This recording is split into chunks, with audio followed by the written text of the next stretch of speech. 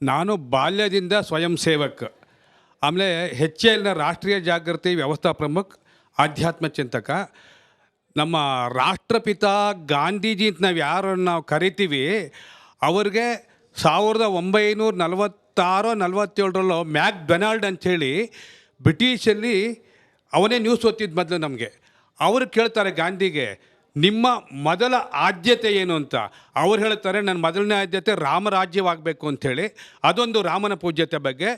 ಎರಡನೇದಾಗಿ ಪುರಂದರದಾಸ್ ಹೇಳ್ತಾರೆ, ರಾ ಎಂದ ತಕ್ಷಣ ನಮ್ಮಲ್ಲಿ ಇರ್ತಕ್ಕಂತಹ ಪಾಪಗಳು ನಶಿಸಿ ಹೋಗುತ್ತದೆ, ಮಾ ಅಂದರೆ ಮುಂದೆ ಬರ್ತಕ್ಕಂತಹ ಪಾಪಗಳು ಬರೋದಿಲ್ಲ ಅಂತ ಹೇಳ್ತಾರೆ. ನಾನು ಈಗ 71 ವರ್ಷ, ನಾನು ರಾಮಜ್ಯೋತಿ ಕಾರ್ಯಕ್ರಮ ಮತ್ತು ಇಟ್ಟಿಗೆ ಪ್ರದರ್ಶನದಲ್ಲಿ ನಾನು ಬಹಳ ಶ್ರಮ ವಹಿಸಿದ್ದೀನಿ. ನಮ್ಮ ಕೊನೆಗೆ ಕೂತಿರೋ ಹೆಸರು ಮರ್ತು ಹೋಯ್ತು ನನಗೆ ಆವಾಗ ಅವಕಾಶ ಕೊಡಲಿಲ್ಲ. ನಮ್ಮ ಅಪ್ಪ ಅಮ್ಮ ಸತ್ತೋಗ್ಬಿಡ್ತೀಯ, ಹೋಗ್ಬಿಟ್ರೆ ನೀವು ಬೇಡ ಅಂಥೇಳಿ ಅಂತ. ಆದರೆ ರಾಮನ ಆ ಒಂದು ಭಕ್ತಿ ಇದೆ. ಇವತ್ತು ನಾವು ನೋಡ್ಬೋದು, ಹಳ್ಳಿನಲ್ಲಿ ರಾಮ ಮಂದಿರ ಇದೆ. ರಾಮ ಮಂದಿರ ಊರೇ ಇಲ್ಲ ಇವತ್ತು. ಯಾಕೆ ಇಷ್ಟೊಂದು ಇದು ಮಾಡ್ತಾ ಇದ್ದೀರಾ? ರಾಮ ಅಂತಕ್ಕಂಥದ್ದು ಚೈತನ್ಯದ ಒಂದು ಶಕ್ತಿ. ಅದಕ್ಕೆ ಪುರಂದರದಾಸ್ ಹೇಳ್ತಾರೆ, ರಾಮ ಎಂಬುವ 2 ಅಕ್ಷರದ ಮಹಿಮೆಯನ್ನು ಪಾಮರರು ತಾವೇನು ಬಲ್ಲರಯ್ಯ, ರಾ ಎಂಬ ಮಾತ್ರದಲ್ಲಿ ರಕ್ತ ಮಾಂಸದಲ್ಲಿದ್ದ ಆಯಸ್ತಿಗತವಾದ ಅತಿ ಪಾಪವನ್ನು ಹೋಗಲಾಡಿಸೋ ಶಕ್ತಿ ಇದೆ ಅಂತ ಹೇಳ್ತಾ ಇದ್ದಾರೆ. ಆದ್ದರಿಂದ ರಾಮ ಅನ್ನೋದು ಒಂದು ಚೈತನ್ಯ ಶಕ್ತಿ, ರಾಮ ಅನ್ನೋದು ಒಂದು ಭಾರತದ ಅಸ್ಮಿತೆ. ಯಾರನ್ನೇ ಕೇಳಿ ಇವತ್ತು ನೀವು ರಾಮ ಅಂತಾರೆ. ಅದೇ ನಮ್ಮ ಉತ್ತರ ಭಾರತದಲ್ಲಿ ಒಂದು ಶವ ಎತ್ಕೊಂಡು ಬೇಕಾದ್ರೆ ರಾಮ್ ಅಂತಾರೆ. ಇವತ್ತು ಕೆಲವು ಕಡೆ ನಮ್ಮ ಪದ್ಧತಿ ಇದೆ, ಯಾವುದೇ ಒಂದು ಶವ ಎತ್ಕೊಂಡು ಹೋಗ್ಬೇಕಾದ್ರೆ ರಾಮ್ ಅಂತಾರೆ. ಧನ್ಯವಾದಗಳು. ಅಲ್ಲ, ಇವರ ನಡುವೆ ಸ್ಮಿತ ಒಂದು ಮಾತು ಹೇಳ್ಬಿಡ್ತೀನಿ. ಈ ರಾಮನ ಶಕ್ತಿ, ರಾಮನಾಮದ ಶಕ್ತಿ ಎಷ್ಟು ಪವರ್ಫುಲ್ ಅಂತಂದರೆ, ವಿಭೀಷಣ ಕೂಡ ತನ್ನ ಇಡೀ ಕೋಣೆಯಲ್ಲಿ ರಾಮ ರಾಮ ರಾಮ ರಾಮ ರಾಮ ರಾಮ ಅಂತ ಬರ್ಕೊಂಡಿದ್ದಂತೆ. ಇದು ಗೊತ್ತಾಗ್ಬಿಡ್ತಂತೆ ರಾವಣನಿಗೆ. ರಾವಣ ತಕ್ಷಣ ಎದ್ದು ಬರ್ತಾನಂತೆ ಅಲ್ಲಿಗೆ. ಏನು ಬರೆದಿದ್ಯಾ, ನನ್ನ ವಿರೋಧಿ ಹೆಸರು ಬರೆದಿದ್ಯಾ ನೀನು ಅಂತ. ಅದಕ್ಕೆ ವಿಭೀಷಣನಂತೆ, ಇಲ್ಲ ಎಲ್ಲಿ ಬರೆದಿದ್ದೀನಿ, ರಾಮ ಅಂತ ಬರೆದಿದ್ದೀನಿ, ಅದು ರಾವಣ ಮತ್ತು ಮಂಡೋದರಿ ಅಂತ. ಸೊ ಹಾಗಾಗಿ ಅವನ ಆ ಕ್ಷಣಕ್ಕೆ ರಾಮ ಅವನನ್ನು ಬಚಾವ್ ಮಾಡಿದ್ರೆ ರಾಮನ ಶಕ್ತಿಯ, ರಾಮನಾಮದ ಮಹಿಮೆಯ ಬಗ್ಗೆ.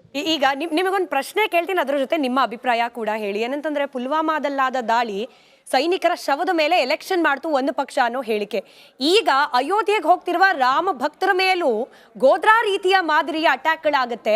ಆ ರಾಮ ಭಕ್ತರ ಶವದ ಮೇಲೂ ಕೂಡ ಎಲೆಕ್ಷನ್ ಮಾಡ್ಲಿಕ್ಕೆ ಸಿದ್ಧವಾಗಿದೆ ಒಂದು ಪಕ್ಷ. ನಮ್ಮದೇ ಕರ್ನಾಟಕದವರೇ ಆದ ಒಬ್ಬ ರಾಜಕಾರಣಿ ಹೇಳಿದ ಮಾತಿದು. ಏನ್ ಹೇಳ್ತೀರಿ ಸರ್? ಆ ರಾಜಕಾರಣಿಗೆ ಅವರ ಪಾರ್ಟಿಯಲ್ಲೇ ಕಸ ಕೂಡ ಲೆಕ್ಕ ಇಟ್ಕೊಂಡು ಹೇಳಿದ್ದಾರೆ. ಆದರೆ ಅವರು ಗೋಧ್ರಾನ್ ಮಾತ್ರ ಎಚ್ಚರಣೆ ಮಾಡಿದ್ರು, ಗೋಧ್ರಾ ಏನಾಯಿತು ಅಂತ. ಆದರೆ ಅವ್ರು ಮರ್ತಿದ್ದಾರೆ, ಗೋಧ್ರಾ ನಂತರ ಅದಕ್ಕೆ ಹಿಂದೂ ಸಮಾಜ ಹೆಂಗೆ ಪ್ರತಿಕ್ರಿಯೆ ಕೊಡ್ತದನ್ನ ಹರಿಪ್ರಸಾದ್ ಮರಿಬಾರ್ದು.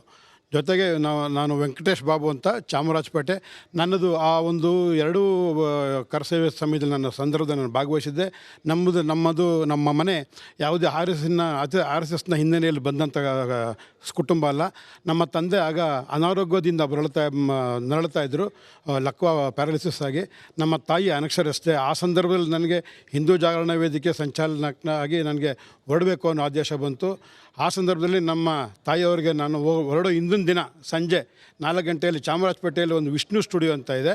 ಆ ವಿಷ್ಣು ಸ್ಟುಡಿಯೋಲ್ಲಿ ಹೋಗಿ ನನ್ನ ಭಾವಚಿತ್ರ ಬ್ಲ್ಯಾಕ್ ಆ್ಯಂಡ್ ವೈಟ್ ಒಂದು ದೊಡ್ಡ ಹಗಲದ್ದು ತೊಗೊಂಬಂದು ಮಾಡಿ ನಮ್ಮ ತಾಯಿ ಕೊಟ್ಟೆ. ಈ ಥರ ನಾನು ರಾಮ ಮಂದಿರಕ್ಕೆ ಒಂದು ಕರ್ತವ್ಯಗೋಸ್ಕರ ಹೋಗ್ತಾ ಇದ್ದೀನಿ, ನಾನು ಒಬ್ಬನೇ ಮಗ, ನಾನು ಬಂದರೆ ಜೀವಂತವಾಗಿ ಬರ್ತೀನಿ, ಅಥವಾ ನನ್ನ ಭಾವಚಿತ್ರನ ನೀನು ಇಟ್ಕೊಬೇಕು ಅಂತೇಳಿ ಅವ್ರಿಗೆ ಕೊಟ್ಬಿಟ್ಟು ನಾನು ಮಾರನೇ ದಿನ ಅಯೋಧ್ಯೆಗೆ ತೆರಳಿದಂಥ ಒಂದು ಸಂದರ್ಭ ಅದು. ಹಾಗಾಗಿ 2 ಒಂದು ಸಂದರ್ಭಗಳಲ್ಲಿ ಭಾಗವಹಿಸೋದಕ್ಕೆ ನನಗೆ ಹೆಮ್ಮೆ ಇದೆ. ಮೊದಲನೇ ಸರಿ ಅಂತೂ ಆ ಮುಲಾಯಂ ಸಿಂಗ್ ನರಕ, ನಾವು ಸುಮಾರು 213 ಕಿಲೋಮೀಟ್ರ್ ರಸ್ತೆಯಲ್ಲಿ, ಹೊಲಗಳ ಮೇಲೆ ಟ್ರ್ಯಾಕ್ಟ್ರಲ್ಲಿ ಅಲ್ಲೆಂದ್ರೆ ಮಲ್ಕೊಂಡು ಆ ಜನತೆ ನಮಗೆ 6 ತಿಂಗಳು ಮೊದಲೇ ಸಾಧು ಸಂತರು ಹೋಗಿ ಅಲ್ಲಿ ಅವರು ಜನಜಾಗೃತಿಯನ್ನು ಮಾಡಿದರು. ದೇಶದ ಬೇರೆ ಬೇರೆ ಭಾಗಗಳಿಂದ ರಾಮ ಭಕ್ತರು ಬರ್ತಾರೆ, ಅವ್ರಿಗೆ ಅನ್ನ ಸಿಗುತ್ತೆ, ಊಟ ಸಿಗುತ್ತೆ, ಯಾವ ಕಾಲದಲ್ಲಿ ಬಂದರೂ ಇವರು ಸ್ವಾಗತ ಮಾಡಿ ಅಂತ. ಅದನ್ನು ಒಂದು ಕಡೆ ಅಂತೂ 12 ಗಂಟೆ ರಾತ್ರಿಯಲ್ಲಿ ಹೊಟ್ಟೆ ಇಲ್ಲದೆ ಹಸಿವಿಂದ ಮಲಗಿದಾಗ ತಾಯಿ ಮನೆಗೆ ಹೋಗಿ ಎಬ್ಬಿಸಿ ಅವ್ರನ್ನ ಹೇಳಿದ ತಕ್ಷಣ ರಾಮ ಭಕ್ತರು ಬಂದಿದ್ದೀವಿ, ನಾವು ಊಟ ಇಲ್ಲ ಅಂದಾಗ ನನ್ನ ಜೊತೆ ಬಂದಂಥ 12 ಜನನೂ ಅವತ್ತು ಆ ಅಮ್ಮ ಅಷ್ಟೊತ್ತಿನಲ್ಲಿ ಮಾಡಿ ಬಡಿಸಿದ ದಿನ ನಮ್ಮ ಕಣ್ಣು ಮುಂದೆ ಇದೆ. ಆ ರೀತಿಯಾಗಿ ಇವತ್ತು ಏನು ನಮ್ಮ ಕಲ್ಪನೆ, ನಾವು 500 ವರ್ಷದ ಹೋರಾಟ ಏನಿತ್ತು ಆ ಹೋರಾಟದಲ್ಲಿ ನಾವು ಭಾಗಿಯಾಗ್ತೀವಿ ಅನ್ನೋ ಒಂದಷ್ಟೇ ನಮಗೆ ಕಲ್ಪನೆ ಇತ್ತಿತ್ತು. ಯಾಕೆಂದರೆ ಆ ಪರಿಸ್ಥಿತಿ ಆಗಿತ್ತು. ಆದರೆ ನಾವು ಇವತ್ತು ನಮ್ಮ ಬದುಕಿದ್ದಂಗೆ ನಮ್ಮ ಕಣ್ಣು ಮುಂದೆ ಅನೇಕರ ಹಿರಿಯರ ಜೊತೆ ನಾವು ಕೂಡ ಆ ಒಂದು ಸುಂದರವಾದ ಶುಭ ಗಳಿಗೆಯನ್ನು ರಾಮ ಮಂದಿರ ಆಗುತ್ತೆ ಅನ್ನೋ ಒಂದು ಭವ್ಯ ಒಂದು ಇದರಲ್ಲಿ ಭಾಗವಹಿಸ್ತಾ ಇರೋದು ನಮ್ಮೆಲ್ಲರ ಸೌಭಾಗ್ಯ ಅಂತಲೇ ನಾನಂತೂ ಭಾಗವಹಿಸ್ತೀನಿ. ನಿಮ್ಮ ಫೋಟೋದ ಬಳಿ ಈಗ ರಾಮ ಮಂದಿರದ ಫೋಟೋ ಕೂಡ ಹಾಕ್ಕೊಳ್ಳಿ ಪಕ್ಕದಲ್ಲಿ. ಈಗ ಭಾಳ ಮುಖ್ಯವಾಗಿ ಈ ರಾಮ ಮಂದಿರ ಉದ್ಘಾಟನೆ ಆಗ್ತಾ ಇದೆ. ಕೆಲವರು ಅದನ್ನು ಅದೇ ಸ್ಮಿತಾ ಅವರು ಹೇಳಿದಾಗೆ BJPಯ ರಾಮ ಅನ್ನೋಂಥ ರೀತಿಯಲ್ಲಿ ಧಾರ್ಮಿಕ ಕಾರ್ಯಕ್ರಮ ಅಲ್ಲ, ರಾಜಕೀಯ ರಾಜಕೀಯ ಕಾರ್ಯಕ್ರಮ ಅಂತೇಳಿ ಕಾಂಗ್ರೆಸ್ ಇರ್ಬೋದು, BJP ಇರ್ಬೋದು, JDS ಇರ್ಬೋದು, ಅಥವಾ ಯಾವುದೇ ಪಕ್ಷಗಳಿರ್ಬೋದು, ಈ ಭರತಖಂಡದಲ್ಲೇ ಇರುವಂತಹ ಎಲ್ಲ ಪಕ್ಷಗಳು ಕೂಡ ಯಾವ ರೀತಿ ಇದನ್ನು ಸಂಭ್ರಮಿಸಬೇಕಾಗಿತ್ತು, ರಾಜಕೀಯದ ಹೊರತಾಗಿ ಹೇಗೆ ಇದು ರಾಮ ನಮ್ಮ ಅಸ್ಮಿತೆ ಅನ್ನುವಂಥ ರೀತಿಯಲ್ಲಿ ಎಲ್ಲರಿಗೊಂದು ಸಂದೇಶವನ್ನು ಸಾರಬೇಕಾಗಿತ್ತು ನಿಮ್ಮ ಪ್ರಕಾರ? ಈಗ ಈ ವಿರೋಧ ಮಾಡ್ತಾ ಇದ್ದಾರಲ್ಲ ಅಂಥ ಪಕ್ಷಗಳ ನಾಯಕರುಗಳಿಗೆ ನಾನೊಬ್ಬ ಭಾರತ ಮಾತೆಯ ಮಗ, ಈ ದೇಶದಲ್ಲಿ ಹುಟ್ಟಿದವನು ಅಂತಕ್ಕಂಥದ್ದು ಏನಾದರೂ ಒಂದು ಸಾಮಾನ್ಯ ಪ್ರಜ್ಞೆ ಇದ್ದಿದ್ರೆ ಅವನಿದಕ್ಕೆ ಪ್ರೋತ್ಸಾಹ ಕೊಟ್ಟು ಅವನು ಹೋಗೋದಕ್ಕೆ ಯೋಗ್ಯತೆ ಇಲ್ಲದೆ ಹೋದರೂ ಕೂಡ ತನ್ನ ಮಕ್ಕಳನ್ನ, ತನ್ನ ಕುಟುಂಬಸ್ಥರನ್ನ ಈ ಕಾರ್ಯಕ್ರಮದಲ್ಲಿ ಭಾಗವಹಿಸ್ರಿ. ಇದು ನಮ್ಮ ದೇಶದ ಪ್ರಶ್ನೆ, ಹಿಂದೂ ಸಾಮ್ರಾಜ್ಯದ ಪ್ರಶ್ನೆ. ನಮ್ಮ ಹಿಂದೂಸ್ಥಾನವನ್ನು ಅನೇಕರು ಬಂದು ಆಳ್ಬಿಟ್ಟು ನಮ್ಮನ್ನೆಲ್ಲ ಹಾಳು ಮಾಡಿ ಹೋಗಿದ್ದಾರೆ. ಇದಾದರೂ ನಮ್ಮ ದೇಶ ಒಂದಾಗ್ತಾ ಇದೆಯಲ್ಲ, ಈ ರಾಮ ಮಂದಿರದಿಂದ ಹಿಂದೂಗಳೆಲ್ಲ ಒಂದಾಗ್ತಾ ಇದ್ದಾರಲ್ಲ, ಇದರಲ್ಲೆಲ್ಲ ನಾವು ಭಾಗವಹಿಸಬೇಕು, ಪುನೀತರಾಗಬೇಕು ಅಂತೇಳ್ಬಿಟ್ಟು ಅವ್ರಿಗೆ ಪ್ರಜ್ಞೆ ಇರಬೇಕಾಗಿತ್ತು. ಭಗವಂತನು ಈಗಲಾದರೂ ಇವರ ಉದ್ದೇಶಗಳೆಲ್ಲ ನೋಡಿ ಅವ್ರಿಗೆ ಒಳ್ಳೆ ಬುದ್ಧಿ ಕೊಡಲಿ. ರಾಮ ಮಂದಿರದ ವಿಷಯದಲ್ಲಿ ಎಲ್ಲರೂ ಭಾಗವಹಿಸಲಿ, ರಾಮನ ಕೃಪೆಗೆ ಪಾತ್ರರಾಗಲಿ ಅಂತೇಳ್ಬಿಟ್ಟು ನಾನು ಕೇಳ್ಕೊಳ್ತೀನಿ. ಜೊತೆಗೆ ನನ್ನ ಹೆಸರು ವೆಂಕಟಸ್ವಾಮಿ ಅಂತ, ನಾನು ಕರಸೇವಕನು. ನಮ್ಮ ಕರ್ತವ್ಯ ಎಂಥದ್ದು ಅಂತೇಳಿದ್ರೆ, ನಾನು ಸತ್ಯ ಹೇಳೋಕೆ ಇಚ್ಛೆಪಡ್ತೀನಿ. ನನ್ನ ಹೆಂಡ್ತಿ ಹಣೆಗೆ ಬಟ್ಟಿಕ್ಕೆ 1 ವಾರ ಆಗಿತ್ತಂತೆ. ಪ್ರಚಾರ ಎಬ್ಬಿಸ್ಬಿಟ್ಟಿದ್ರು, ಎಲ್ಲ ಸುಟ್ಟಾಕಿದ್ರು, ಎಲ್ಲ ಮೂಟೆಗಳು ಕಟ್ಟಿ ಬಿಸಾಕಿದ್ದಾರೆ ಅಂತೇಳ್ಬಿಟ್ಟು. ಬಟ್ ಆವತ್ತಿನ ಪರಿಸ್ಥಿತಿನೂ ಅದೇ ಇತ್ತು. ಅಲ್ಲಿ ಅಯೋಧ್ಯೆಯಲ್ಲಿ ನಮ್ಮ ದೇಶದಲ್ಲಿ ಎಷ್ಟು ರಾಜ್ಯಗಳಿದ್ದಾವೋ ಅವ್ರದ್ದೆಲ್ಲ ಒಂದೊಂದು ದೇವಸ್ಥಾನ, ಒಂದೊಂದು ಚೌಲ್ಟ್ರಿ ಇಂಥವೆಲ್ಲ ಇದ್ದಾವೆ. ನಮ್ಮ ಕರ್ನಾಟಕದ್ದು ವಾಲ್ಮೀಕಿ ಮಂದಿರ ಇದೆ.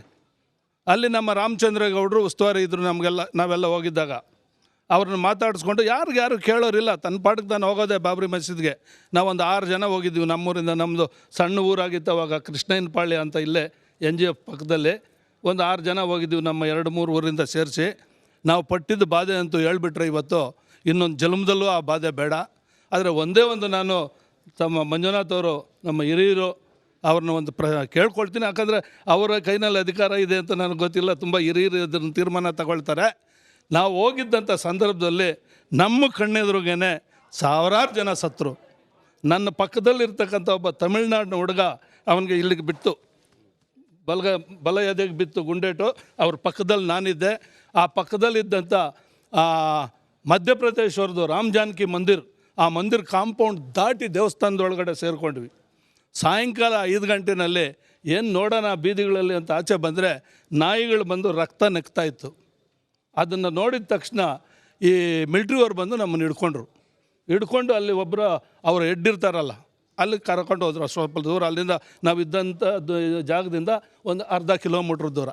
ಅಲ್ಲೇ ನಮ್ಮ ಜಯಪ್ರಕಾಶ್ ಸಾಹೇಬ್ರ ಥರನೇ ಒಬ್ಬರು ಇದ್ದರು. ಅವ್ರ ಹೆಸರು BN ಮೂರ್ತಿ ಅಂತ. ಅವ್ರು ನಮ್ಮನ್ನು ನೋಡಿದ್ರು, ಎಲ್ಲಿಂದ ಬಂದಿದ್ದೀರಿ? ಕಿದರ್ ಚಾಯ ತುಮ್? ಬೆಂಗಳೂರು, ಕರ್ನಾಟಕ ಚಾಯ. ಕರ್ನಾಟಕದಲ್ಲಿ ಎಲ್ಲಿ ಹೇಳ್ರಿ? ಬೆಂಗಳೂರಿಂದ ಸರ್. ಬೆಂಗಳೂರಿನಲ್ಲಿ ಎಲ್ಲಿ ಹೇಳ್ರಿ ಸರ್? ನಾವು ಇಂದಿರಾನಗರ NGF ಫ್ಯಾಕ್ಟ್ರಿ ಪಕ್ಕದಲ್ಲಿ. ಯಾರಿಗೆ ಗೊತ್ತು NGFನಲ್ಲಿ ನಿನಗೆ? ಅಲ್ಲಿ ಚೆನ್ನಪ್ಪ ಅಂತಿದ್ದಾರೆ, ಸೆಕ್ಯೂರಿಟಿ ಆಫೀಸರ್. ಚೆನ್ನಪ್ಪ ಗೊತ್ತಾ? ಹೌದು ಸರ್. ನಾನು ಅವನ್ನೆಲ್ಲ ಒಂದೇ ಬೆಟಾಲಿಯನ್ನಲ್ಲಿದ್ದನು, ಕುತ್ಕೋಬಾಯಿಲಿ ಅಂತ ಟೀ ತರಿಸ್ಕೊಟ್ಟ ಪುಣ್ಯಾತ್ಮ. ನಮ್ಗೆ ಅನ್ನಿಸ್ತು ನಮ್ಮ ಕನ್ನಡದವರು ಅಂದರೆ ಎಷ್ಟು ಅಭಿಮಾನ ಇದೆ ಇವ್ರಿಗೆ. ನಾವು ಯಾರೋ ಹಿಂದಿಯವರು ಮಿಲ್ಟ್ರಿ ಅದಕ್ಕೆ ಅಲ್ವಾ ಕನ್ನಡದ ಶಿಲೆಯಲ್ಲಿ ಶ್ರೀರಾಮ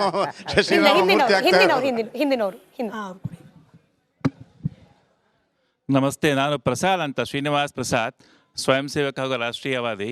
ಇವರು ಹೇಳಿರೋ ಒಂದು ವಿಷಯನ ಉಲ್ಲೇಖ ಮಾಡ್ತೀನಿ ನಾನು. ಈ ಒಂದು ಸ್ಟ್ರಾಂಗ್ ಪಾಯಿಂಟನ್ನು ಮಾತಾಡಲೇಬೇಕಿಲ್ಲಿ. 1919ಕ್ಕೂ ಹಾಗೂ 1990ಕ್ಕೂ ಏನು ವ್ಯತ್ಯಾಸ ಇದೆ?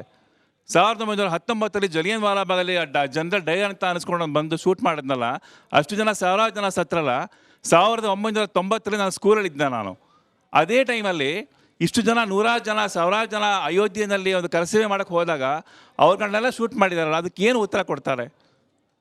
ಆವಾಗಿನ ರಾಜಕೀಯ ಪರಿಸ್ಥಿತಿ ಬೇರೆ ಇತ್ತು, ನಿಜ ಒಪ್ಕೊಳ್ಳೋಣ. ಅವ್ರು ನಮ್ಮ ದೇಶ ಅಲ್ವಾ, ನಮ್ಮ ಭಾರತ ಅಲ್ವಾ ಅದು. ಬಿಹಾರಲ್ಲಿ ಅಡ್ವಾಣಿಜಿಯವರು ರಥಯಾತ್ರೆ ಮಾಡ್ತಾ ಇರ್ಬೇಕಾದ್ರೆ ಅವ್ರನ್ನ ಅರೆಸ್ಟ್ ಮಾಡಲಾಗತ್ತೆ. ಅದು ಒಂದು ತುಷ್ಟೀಕರಣಕ್ಕೋಸ್ಕರ ಮಾಡಲಾಗತ್ತೆ. ಅದನ್ನೇ ನಮ್ಮ ಮುಲಾಯಂ ಅಂತ ಅನ್ನಿಸ್ಕೊಳ್ಳೋರು 1990ರಲ್ಲಿ ಅಕ್ಟೋಬರ್ 30ನೇ ತಾರೀಕು ಅಷ್ಟು ಜನರ ಮೇಲೆ ಶೂಟ್ ಮಾಡೋಕ್ಕೆ ಆರ್ಡರ್ ಕೊಡ್ತಾರಲ್ಲ, ಅವರು ಆ್ಯಕ್ಚುಲಿ ಆರ್ಡರ್ ಕೊಟ್ಟಿರಲ್ಲ. ನಾನು ಕೆಲವು ಪತ್ರಿಕೆಗಳನ್ನು, ಕೆಲವು ಅಥೆಂಟಿಕೇಟ್ ಮಾಡಿರ್ತಕ್ಕಂಥ ವಿಷಯಗಳನ್ನ ನಾನು ಓದಿದ್ದೀನಿ. ನಾನು ಅದರಲ್ಲಿ ಅವರಿನ್ನ DC ಅಯೋಧ್ಯೆಯಲ್ಲಿರ್ತಕ್ಕಂಥ DCನ ಆರ್ಡರ್ ಮಾಡಿರಲಿಲ್ವಂತೆ. ಅದಕ್ಕಿಂತ ಮುಂಚೆನೇ ಶೂಟಿಂಗ್ ಶುರು ಆಗಿದೆ. ನಮಗೆಲ್ಲ ಗೊತ್ತು, ಒಂದು ಕ್ರಿಮಿನಲ್ ಮೇಲೆ ಶೂಟ್ ಮಾಡೋದಾದ್ರು ಕೂಡ ಲಾ ಏನು ಹೇಳುತ್ತೆ, ಫಸ್ಟ್ ಕಾಲಿಗೆ ಶೂಟ್ ಮಾಡು, ಆಮೇಲೆ ಎದೆ ಶೂಟ್ ಮಾಡು, ಆಮೇಲೆ ತಲೆ ಶೂಟ್ ಮಾಡು ಅಂತ. ಆದರೆ ಅಲ್ಲಿ ಬಿದ್ದಂಥ ಒಬ್ರಿಗೂ ಕಾಲು ಏಟಾಗಿಲ್ಲ. Everybody was shot in the head. Point blank ಅಲ್ಲಿ ತಲೆಗೆ ಶೂಟ್ ಮಾಡಿ ಸಾಯಿಸಿದ್ದಾರೆ. ಇದು ನಮ್ಮ ದೇಶದಲ್ಲಿ ದಶಕಗಳ ನಂತರ ಸ್ವತಂತ್ರ ಬಂದ ಮೇಲೆ ಒಂದು ಈವೆಂಟ್ ಆಯ್ತಲ್ಲ, ಒಂದು ಘಟನೆ ಆಯ್ತಲ್ಲ, ಇದಕ್ಕೆ ಯಾರು ಉತ್ತರ ಕೊಡ್ತಾರೆ? ಇದಕ್ಕೆ ಜವಾಬ್ದಾರಿ ಯಾರು? ಅವಾಗ ನಡೆದ ಒಂದು ಪೊಲಿಟಿಕಲ್ ಅಫೆನ್ಸ್ ಅಲ್ವಾ ಇದು? Is it not a political offence which happen in 1990? Everybody has to ask this question. ಕೆಳಗಡೆ ನಮಸ್ಕಾರ, ನನ್ನ ಹೆಸರು ಚಂದ್ರಶೇಖರ್ ಅಂತ. ನಾನು 1990 ಮತ್ತು 92 ಎರಡೂ ಸಂದರ್ಭದಲ್ಲಿ ಅಯೋಧ್ಯೆಗೆ ಕಾರ್ಯಸೇವೆಗೆ ಹೋಗಿದ್ದೆ. 90ರಲ್ಲಿ ಹೋದಾಗ ನನಗಿನ್ನೂ 18 ವರ್ಷ ಕೂಡ ಆಗಿರಲಿಲ್ಲ. ಎಷ್ಟು ಸರ್? 18 ಕೂಡ ತುಂಬಿರಲಿಲ್ಲ. ಏನ್ ಪ್ರೇರೇಪಣೆ ಸರ್ ತಮ್ಗೆ? ಅಂದ್ರೆ ನಮ್ಮ ಕಾನೂನು ಏನ್ ಹೇಳುತ್ತೆ, 18 ವರ್ಷ ತುಂಬದವರಿಗೆ ಮಾತ್ರ ಸರಿಯಾಗಿ ಯೋಚನೆ ಮಾಡುವ ಕೆಪಾಸಿಟಿ, ವೋಟಿಂಗ್ ಕೂಡ ಆಮೇಲೆ, ಮದುವೆ ಕೂಡ ಅದಾದ್ಮೇಲೆ ಅಂತ ಹೇಳಿ. 18 ವರ್ಷ ತುಂಬಕ್ ಮುಂಚೆನೆ ರಾಮ ಮಂದಿರಕ್ಕೋಸ್ಕರ ಹೋರಾಟ, ಏನ್ ಪ್ರೇರೇಪಣೆ ತಮ್ಗೆ ಅಂತ? ಆ್ಯಕ್ಚುಲಿ ಸಂಘದಿಂದ ನಿರ್ದೇಶನ ಇತ್ತು 18 ತುಂಬಿರಬೇಕು, ಆವಾಗಲೇ ಅಪ್ಲಿಕೇಶನ್ ಫಾರ್ಮ್ ಕೊಡೋದು ಅಂತ. ನನಗೆ ಏಪ್ರಿಲ್ಗೆ 18 ತುಂಬ್ತಾ ಇತ್ತು. ನಾವು ಹೋಗಬೇಕಾಗಿದ್ದು ಅಕ್ಟೋಬರಲ್ಲಿ. ನಾನು ನಮ್ಮ ಕೇಶವಮೂರ್ತಿ ಇದ್ದರು, ಅವ್ರಿಗೆ ಹೇಳಿ ಇಲ್ಲ ನಾನು ಹೋಗಲೇಬೇಕು, ನೀವೇ ಪರವಾಗಿಲ್ಲ, ಇದು 3 ತಿಂಗಳು ಅಡ್ಜಸ್ಟ್ ಮಾಡಿಸಿ ಅಂತ ಹೇಳಿ ನಾನು ಅದನ್ನು ಐಡೆಂಟಿ ಕಾರ್ಡ್ ಮಾಡಿಸ್ಕೊಂಡು ನಾನು ಕಾರ್ಯಸೇವೆಗೆ ಹೋಗಿದ್ದು. ಮೊಟ್ಟ ಮೊದಲನೇದಾಗಿ ಶ್ರೀರಾಮ ಅನ್ನೋ ಹೆಸರೇ ಪ್ರೇರಣೆ. ಅದರ ಜೊತೆಗೆ ನಾವು ರಾಷ್ಟ್ರೀಯ ಸ್ವಯಂ ಸೇವಕ ಸಂಘದ ಸಂಪರ್ಕದ ಆದಮೇಲಿಂದ ಅದು ನಮ್ಮ ದೇಶ, ನಮ್ಮ ಧರ್ಮ ಅನ್ನೋದು ನಮ್ಮ ರಕ್ತದ ಕಣಕಣದಲ್ಲಿ ತುಂಬಿರೋದ್ರಿಂದ ಅದೇ ಪ್ರೇರಣೆಯಿಂದ ನಾವು ಕಾರ್ಯಸೇವೆಗೆ ಹೊರಡಕ್ಕೆ ಸಿದ್ಧವಾಗಿದ್ದು. ಈಗಿನ ಕಾಲದಲ್ಲಿ ಮೊಬೈಲ್ ಕ್ಯಾಮ್ರಾ ಎಲ್ಲ ಇತ್ತು, ಅವಾಗ ಏನೂ ಇರಲಿಲ್ಲ. ಯಾವ ಸಂದೇಶ ಕೂಡ ಕೊಡೋಕ್ಕಾಗ್ತಾ ಇರಲಿಲ್ಲ. ನಾವು ಮನೆಯಿಂದ ನಮ್ಮ ಮನೇಲಿ ನಾನು ನೆನೆಸ್ಕೋತಿ ಯಾಕೆ ಹೇಳ್ತಾ ಇದ್ದೀನಿ ಅಂದರೆ, ಆಗಿನ ಸಂದರ್ಭದಲ್ಲಿ ಪೇರೆಂಟ್ ಎಲ್ಲರೂ ಹೊರಗಡೆ ಹೋಗ್ಬೇಕು ಅಂದ್ರೇ ಹುಷಾರಪ್ಪ ಹೋಗ್ಬಾ ಅಂತ ಹೇಳೋರು, ಹೊರಗಡೆ ಹೋಗೋಕ್ಕೆ ಒಬ್ಬನೇ ಹುಷಾರಂತ. ಅಂಥ ಸಂದರ್ಭದಲ್ಲಿ ಅಯೋಧ್ಯೆಗೆ ಹೋಗ್ತೀನಿ ಅಂತ ಹೇಳಿದಾಗ ನಮ್ಮ ತಂದೆ ಏನೂ ಹೇಳಲಿಲ್ಲ, ಆರಾಮ್ ಹೋಗ್ಬಿಟ್ಟು ಬಾ ಅಂತ ಆಶೀರ್ವಾದ ಮಾಡಿ ಕಳಿಸಿದ್ರು. ಮನೇಲಿ ಎಲ್ಲ ನಮ್ಮ ತಾಯಿ ಎಲ್ಲ ಆಶೀರ್ವಾದ ಮಾಡಿ ಕಳಿಸಿದ್ರು. ನಾವು ಸುಮಾರು 20 ದಿನ ಮೇಲಾಯಿತು. ನಾವು ಅದರಲ್ಲಿ ಅಕ್ಟೋಬರ್ 30ನೇ ತಾರೀಕು ಅದು ಶಿಲಾನ್ಯಾಸ ಇದ್ದಿದ್ದು. ನಾವು 20ನೇ ತಾರೀಕೆ ಹೊರಟ್ವಿ. ಪ್ರಕಾಶ್ ರಾಜು ನಾವೆಲ್ಲ ಒಂದೇ ಗುಂಪಿನಲ್ಲಿದ್ವಿ. ಆವಾಗ ಸುಮಾರು 300 ಕಿಲೋಮೀಟ್ರ್ ನಡೆದಿದ್ವಿ ಇಡೀ ಇದರಲ್ಲಿ. ಯಾಕೆಂದರೆ ನಾವು ಫಸ್ಟ್ ಇಟಾರ್ಸಿಗೆ ಹೋಗಿ, ಅಲ್ಲಿಂದ ಪ್ರಯಾಗಕ್ಕೆ ಹೋಗಿ, ಬೇರೆ ಬೇರೆ ಕಡೆ ನಮ್ಮ ಪೇಜಾವರ ಶ್ರೀಗಳು ಎಲ್ಲ ಇದ್ದರು. ಆ ಜೊತೆಗೆ ನಮ್ಮನ್ನ ಅರೆಸ್ಟ್ ಮಾಡಿ ಪಾಲಿಟೆಕ್ನಿಕ್ ಕಾಲೇಜಲ್ಲೆಲ್ಲ ಇಟ್ಟಿದ್ದರು. ಎಲ್ಲವನ್ನೂ ತಪ್ಪಿಸ್ಕೊಂಡು ಕಾಡು ಮೇಡಲ್ಲಿ ನಡೆದು ಅಲ್ಲಿನ ಪ್ರತಿ ಹಳ್ಳಿ ಜನ ಮಾತ್ರ ನಮ್ಮೆಲ್ಲರೂ ತುಂಬ ಗೌರವದಿಂದ, ಆದರದಿಂದ ನಡೆಸ್ಕೊಂಡ್ರು. ಸರ್, ಹಿರಿಯರಿದ್ದೀರಿ ತಾವು. ನಮಸ್ಕಾರ, ನಾನು ನಿರಂಜನ್, ಬೈಯಪ್ಪನಹಳ್ಳಿ ನಗರದ ನಗರ ಕಾರ್ಯವಾಹ ಆಗಿದ್ದೆ. ನಾನು 92ರಲ್ಲಿ ನನಗೆ 28 ವರ್ಷ. ಮದುವೆ ಆಗಿ ನನಗೆ ನನ್ನ ದೊಡ್ಡ ಮಗಳಿಗೆ ಕೇವಲ 8 ವರ್ಷ 8 ತಿಂಗಳು. ಅವಳನ್ನು ನನ್ನ ತಂದೆ ತಾಯಿ ಇದ್ದಂಥ ಊರಿಗೆ ಬಿಟ್ಟು ಅವ್ರಿಗೆ ಹೇಳ್ದೆ ನಾನು ಹೋಗಿದ್ದೆ. ಸುಮಾರು 20 ದಿವಸ ಅಲ್ಲಿ ನಾನು ಉಳ್ಕೊಂಡಿದ್ದೆ. ಸಂಘ ಹೇಳಿದ್ದೇ ನಮಗೆ ಪ್ರೇರಣೆ, ಅಲ್ಲಿಗೆ ಹೋಗಬೇಕು, ಆ ಕಾರ್ಯಸಭೆಯಲ್ಲಿ ಭಾಗವಹಿಸಬೇಕು ಅಂತ ಹೇಳಿದ್ದೇ ನಮಗೆ ಪ್ರೇರಣೆ. ನಾವು ಅಲ್ಲಿ ಹೋದಾಗ ತುಂಬ ಭಕ್ತಿಯಿಂದ ನಾವು ಸುರೇಂದ್ರ ಬಾಬು ಮತ್ತು ಕಾಟಪ್ಪ ಜೊತೆಯಲ್ಲೇ ಅತ್ಯಂತ ಭಕ್ತಿಯಿಂದ ಸರಿಯೂ ನದಿಯಿಂದ ಮರಳನ್ನ ತೆಗೆದುಕೊಂಡ್ಬಂದು ರಾಮಜಪ ಮಾಡ್ಕೊಂಡು ಕೂತಿದ್ವಿ. ಮೊದಲೇ ಸಾಲಲ್ಲಿ ಕೂತಿದ್ವಿ. ನೋಡ್ತಿದ್ದ ಹಾಗೆ ಅಲ್ಲಿ ಆ ಕಂಬಿ ಕಟ್ಟಾಯಿತು. ಯಾರೋ ಒಂದಿಬ್ಬರು ಓಡಿದ್ರು, ನಾವು ಅವ್ರ ಹಿಂದೆ ಹೋದ್ವಿ ನಡೆದು. ನಾವು ಜೊತೆಯಲ್ಲೇ ಹೋಗಬೇಕು ಅಂತ ಅಂದ್ಕೊಂಡಿದ್ವಿ. ಆ ಗುಂಪಿನಲ್ಲಿ ನಾವು ಬೇರೆ ಬೇರೆ ಆಗಿಬಿಟ್ವಿ. ಆಮೇಲೆ ನಾವು ಸಿಕ್ಕಾಕೊಂಡಿದ್ದು ಗೊಂಬದ ಮೇಲೆ ಹೋದಾಗ ಅತ್ಯಂತ ಒಂದು ಅಭಿಮಾನ ಮತ್ತು ಸಂತೋಷ ಅನಿಸುತ್ತೆ. ಬಹುಶಃ ನಮ್ಮ ಪಾಲಿನ ಒಂದು ಸೌಭಾಗ್ಯ ಅಂತ ಅನಿಸುತ್ತೆ. ಇದು ಯಾವುದೋ ಒಂದು ಜನ್ಮದ ಪುಣ್ಯ ಅಂತ ಅನಿಸುತ್ತೆ. ಬಹುಶಃ ನಾವೆಲ್ಲರಿಗೂ ಬಹಳ ಸಂತೋಷದ ದಿನ ಇದು. 8 ತಿಂಗಳ ಹಸುಗೂಸಾಗಿದ್ದ ನಿಮ್ಮ ಮಗಳು ಈಗ 31-32 ಪ್ರಾಯದವರು ಏನ್ ಹೇಳ್ತಾರೆ? ಈಗ ರಾಮ ಮಂದಿರ ನಿರ್ಮಾಣ ಆಗ್ತಿದೆ ಅಂದ್ರೆ ನಿಮ್ ಪಾತ್ರ ಕೂಡ ಇದೆ, ಏನ್ ಹೇಳ್ತಾರೆ? ಈಗೇನು ಹೇಳ್ತಾರೆ, ನೀವು ಹೋಗ್ಬಿಟ್ರಿ ನಮ್ಮನ್ನ ಬಿಟ್ಟು ಹೋದ್ರಲ್ಲ ಅಂತ ಹೇಳ್ತಾರೆ ಅಷ್ಟೇ. ಮಗುಗೆ ಹಾಗೆ ಅಪ್ಪ ಬೇಕಿತ್ತು. ಹಿಂದೆ ಯಾರಾದ್ರೂ ಒಬ್ರು ಕಡೆ ಪ್ರತಿಕ್ರಿಯೆ ಹಿಂದೆ ಇಲ್ಲ, ಇನ್ನೊಂದು ನನ್ನ ಸ್ನೇಹಿತರೊಬ್ಬರು ಚಿಕ್ಕಬಳ್ಳಾಪುರದಿಂದ ಮಂಜುನಾಥ್ ಅಂತ ಹೇಳ್ಬಿಟ್ಟು ಅವ್ರು ಮದುವೆ ಆಗಿ ಕೇವಲ 8 ದಿವಸ ಆಗಿತ್ತು, ದಂಪತಿ ಸಮೇತ ಅವ್ರು ಅಯೋಧ್ಯೆಗೆ ಬಂದಿದ್ರು. ಓಕೆ, ವಾ. ಸಣ್ಣದಾಗಿ. ನನ್ನ ಹೆಸರು ಸುರೇಂದ್ರ ಬಾಬು ಅಂತ, ಕಗ್ದಾಸ್ಪುರ ಸಿ ವಿ ರಾಮನಗರ ಹತ್ರ ಕಗ್ದಾಸ್ಪುರದಿಂದ ಬಂದಿದ್ದರು, ವೃತ್ತಿಯಲ್ಲಿ ವಕೀಲರು. ನಾವೀಗ ದ್ವೇಷದ ರಾಜಕಾರಣ ಶ್ರೀಕಾಂತ್ ಪೂಜಾರಿ ಅವ್ರದ್ದು ಏನು ನಾವು ನೋಡ್ತಾ ಇದ್ದೀವಿ, ಆದರೆ ಈ ದೇಶದ ರಾಜಕಾರಣ ಈಗ ಬಂದಿಲ್ಲ. ಸುಮಾರು 30-32 ವರ್ಷದ ಹಿಂದೆಯೇ ಕಾಂಗ್ರೆಸ್ಸು ದ್ವೇಷದ ರಾಜಕಾರಣ ಮಾಡಿದ್ರು.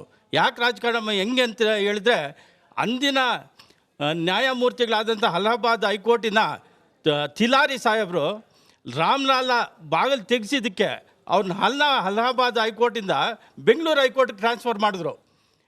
ಅಂದರೆ ಇವರು ದ್ವೇಷದ ರಾಜಕಾರಣ ಇವತ್ತಲ್ಲ, ಶ್ರೀಕಾಂತ್ ಪೂಜಾರಿ ಮೇಲೆ ಅಲ್ಲ, ಅಂದಿನ ನ್ಯಾಯಮೂರ್ತಿಗಳಾದಂಥ ಜಸ್ಟಿಸ್ ತಿಲಾರಿ ಮೇಲೇನು ತೋರಿಸಿದ್ರು. ನೀವು ಕಾಂಗ್ರೆಸ್ನ ಬೈತಿದ್ದೀರಿ, ಹಾಗಾಗಿ ಕೇಳ್ಬಿಡ್ತೀನಿ, ಬಿಜೆಪಿಗೂ ನಿಮ್ಗೂ ಏನಾದ್ರೂ ನಂಟಿದ್ಯಾ?